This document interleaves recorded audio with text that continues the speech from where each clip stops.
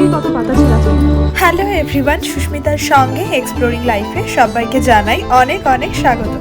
আশা করছি তোমরা সবাই খুব ভালো আছো, আমরাও কিন্তু বেশ ভালো আছি। মোটামুটি সপ্তাহের শেষে ঘুরতে যাওয়ার প্ল্যান আমাদের দুপুরের খাওয়া দাওয়ার পরই হয়। এই সপ্তাহেও তার অন্যথা হয়নি। আমরা খাওয়া দাওয়া করেই ঝটপট তৈরি হয়ে বেরিয়ে পড়ি। আমাদের সিএসসিসি কিন্তু এখন খুব সুন্দর সাজে সেজে উঠেছে। সামনের যে লাল লাল গাছগুলো দেখলে, ওখান থেকে শুরু হয়েছে আমাদের সিএসসিসির কম্পাউন্ড। কোথায় শেষ হচ্ছে তারাও দেখাচ্ছি। এই যে পার্কিং লটটা, এই পর্যন্ত পুরো সিএসসিসির আমাদের কম্পাউন্ড। আর এই রাস্তাটা ধরে সোজা গেলেই আমাদের বিল্ডিংটা পড়বে।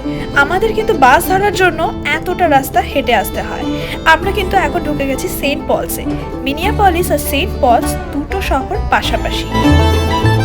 শহর দুটো পাশাপাশি হলেও আমরা মিনিয়াপলিসে থাকি, তবে সেন্ট পলস আমার বেশি পছন্দের, কারণ সেন্ট পলসের ল্যান্ডস্কেপটা বেশি সুন্দর। একটা বাস থেকে নেমে এখন আরেকটা বাসের জন্য অপেক্ষা করছিলাম। পরের বাসটাও মিনিট 10-এর মধ্যে চলে এলো। এখন সেই বাসে করে আমরা যাচ্ছি উইনচিল ট্রেল ঘুরতে। আমাদের এর আগের বাসটাও ফাঁকাই ছিল, আর এই বাসটাও মোটামুটি ফাঁকাই। শনি রবিবার তেমন কিন্তু বাসে ভিড় থাকে না।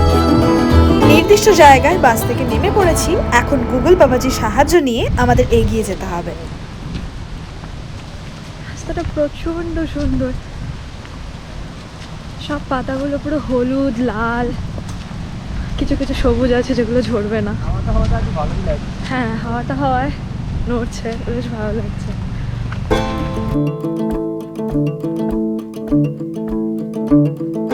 এত সুন্দর লোকেশনগুলোতে যে বাড়িগুলো, এই বাড়িগুলোও খুব সুন্দর।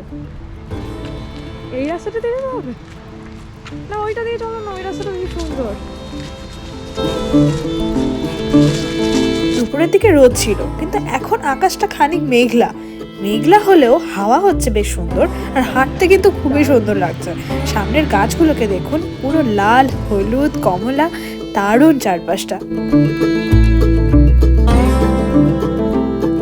দেশে যেমন ফাল্গুন চৈত্র মাসে বেশ একটা হাওয়া হয়, বহু গাছের পাতা ঝরে পড়ে, এখানেও কিন্তু ঠিক তাই। এখানেও শীত পড়ার আগে, তবে সেটা ফাল্গুন চৈত্র নয়, এখানের এই অক্টোবর, মানে বলা চলে আমাদের ওখানের আশ্বিন কার্তিকের মধ্যে এখানে কিন্তু ওয়েদারটা পুরো পাল্টে যায়।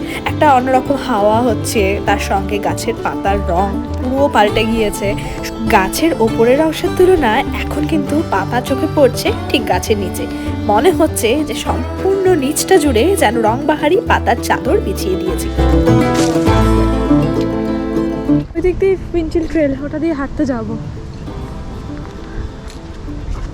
Winchell Trail, trekking the gorge.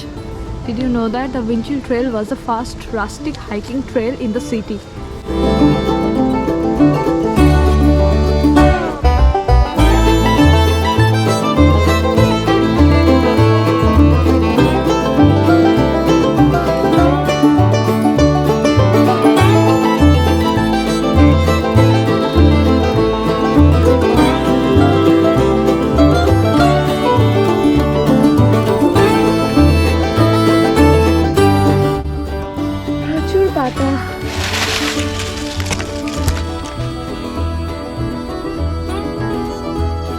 অভি, নেমে আসো। দেখো জায়গাটা।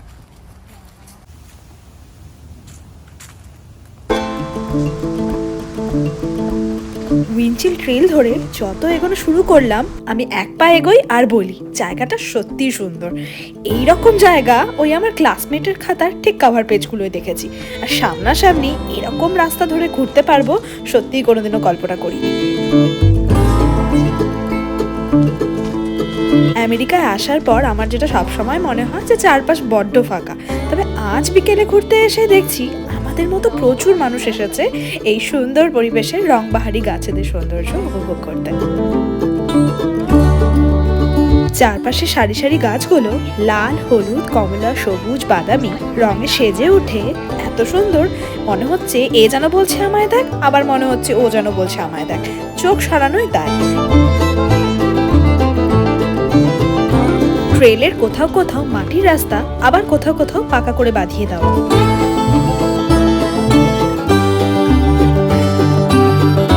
আর সব থেকে মজার হলো আমাদের ঠিক পাশ দিয়ে বয়ে চলেছে মিসিসিপি রিভার। শনিবার অনেক মানুষ আসছে, আমরা তো প্রতি সপ্তাহে ভাবতাম আজ আসবো কাল আসবো করে করে ক্যান্সেল করে করে শেষমেশ আসা হলো। যাই হোক, এই সময় এসে একটা ভালো, গাছের প্রত্যেকটা পাতার কালার প্রমিনেন্ট আছে, আর হয়তো লেট করলে সব পাতাগুলো ঝরে যেত, তো পারফেক্ট টাইমিংয়ে আমরা এসেছি। খুবই সুন্দর উইনচেল ট্রেল।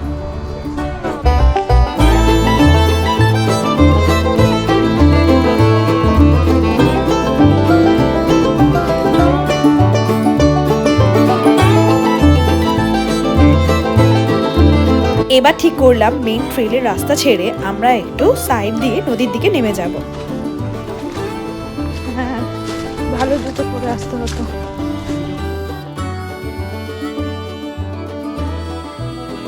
বৃষ্টি পড়লে জায়গাগুলো দিয়ে নামাটা খুব দেখি।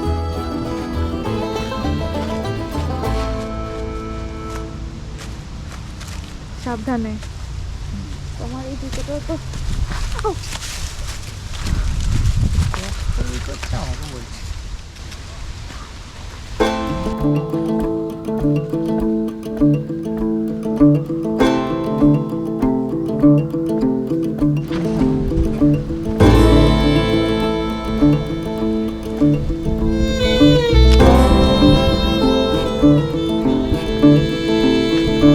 এই হলো মিসিসিপি নদী, যার পাশেই রয়েছে এই উইনচিল ট্রেল।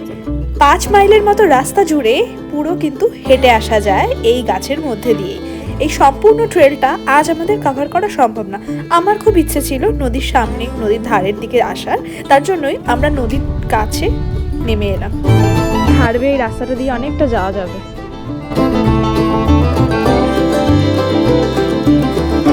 দেখো বাড়িগুলো সাদা বাড়ি।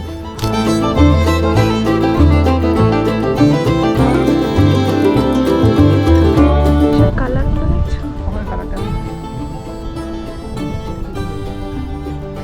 ওই ওই ওই ওই পাশটা, এই পাটটা দিয়ে গেলে এই গোড়াটা দেখা যাবে। ওই পাশের এই জায়গাটা যেরকম দেখো কালারটা খুব প্রমিনেন্ট, আবার ওপর দিকটা আবার একটু কম। জায়গাটা একদম ছবির মতো। নদীর ধারের গাছের রঙগুলো যেন আরো বেশি সুন্দর। আকাশটাও আজ এত সুন্দর নীল হয়ে আছে, আর তার মধ্যে মেঘের দল, দেখতে কিন্তু সত্যিই খুব সুন্দর লাগছে।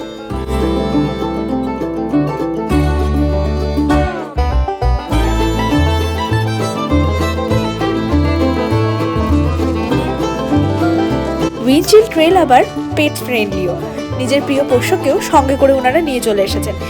আমার ইচ্ছে ছিল এই নদীর ধার দিয়ে পেছন দিকটায় এগিয়ে চলার, কিন্তু অভি বলল পেছন দিকে ফিরে গেলে ফিরতে ফিরতে সন্ধে হয়ে যাবে, আর এখানে তো এখন সন্ধে খুব তাড়াতাড়ি নেমে পড়ে। তাই ঠিক করলাম পেছন দিকে না গিয়ে যেদিক দিয়ে এসেছি সেই সামনের দিকে গিয়ে ওপরের দিকে ওঠার চেষ্টা করব।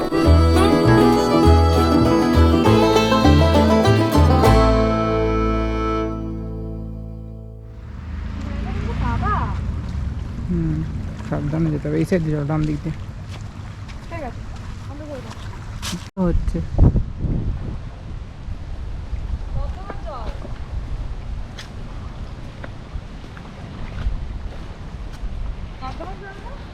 সেটা কোথাকার জল জানি না।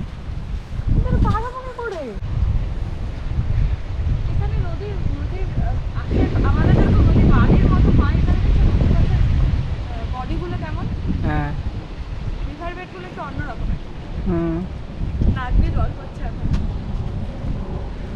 ওই জন্যই বলেছিলাম চলো যে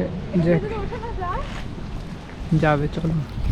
অন্যান্য সময় এই ট্রেল জুড়ে প্রচুর পাখির দেখা মেলে। আজ কিন্তু বেশ কয়েকটা হাঁসের দেখা পেলাম, তবে খুব বেশি পাখির দেখা পাইনি।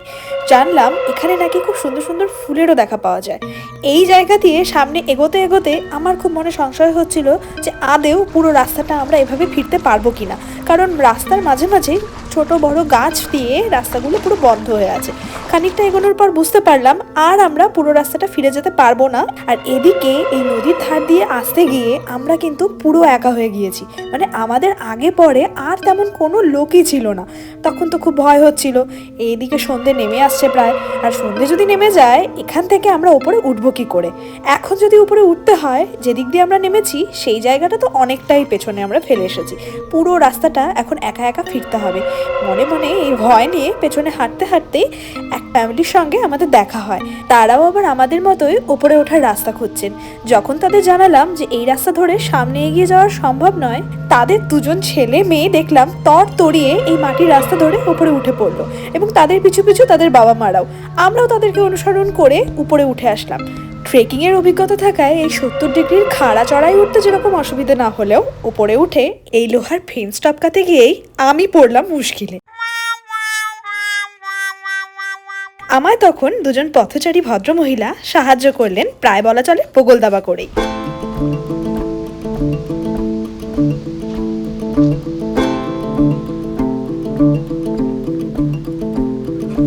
মনে মনে কিন্তু সত্যি আজ খুব ভয় পেয়েছিলাম। ফোনের নেটওয়ার্ক ছিল না নদীর পাড়ে গিয়ে, একেবারে কোনো বিপদ আপদ হলে ওকে যে ফোন করব সেটাও কিন্তু মুশকিল হতো। ভাগ্যিস সেই ফ্যামিলির সঙ্গে দেখা হয়, যার জন্য এত তাড়াতাড়ি আমরা সেখান থেকে কিন্তু ব্যাক করে আসতে পারি। এখন ফিরে যাচ্ছি। ভালো, ছোট্টখাট্ট ভালোই হয়ে গেল। গোটাটা ফিরে এসে আসতে অনেক সময় লেগে যেত বলো, তাও আবার আমার হোয়াইট পোর্শন হোয়াইটই আছে। গরমও ধরে গেল,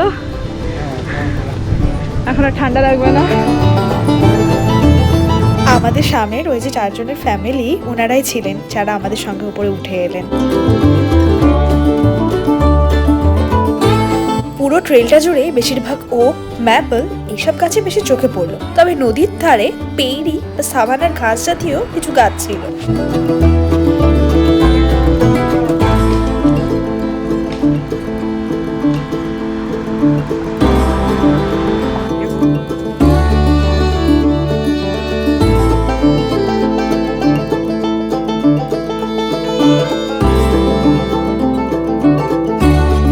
কেমন লাগলো?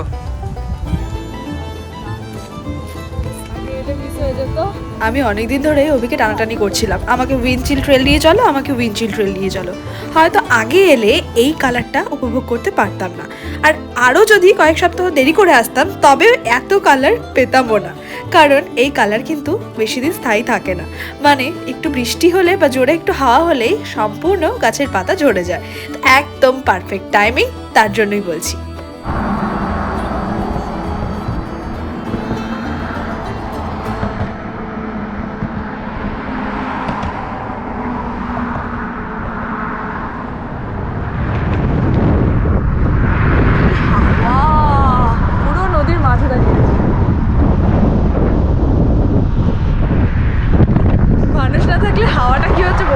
না, তাই জন্য ঘোরালাম। প্রচণ্ড হাওয়া, একদম ঠিক মিডিলের ব্রিজটা। বাসে করে যাওয়ার সময় তখন ব্রিজটা দেখে খুব ভালো লেগেছিল, আর জায়গাটার ল্যান্ডস্কেপটা না ঢেউ খেলানো, তার জন্য আরও বেশি ভালো লাগছে।